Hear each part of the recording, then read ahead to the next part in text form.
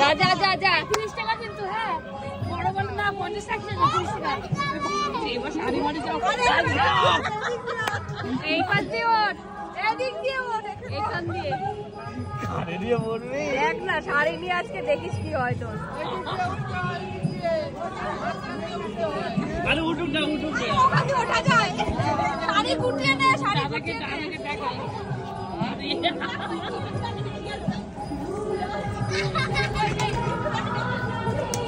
video হচ্ছে তো হ্যাঁ দেখ না ওই দেখ মিমি উঠছে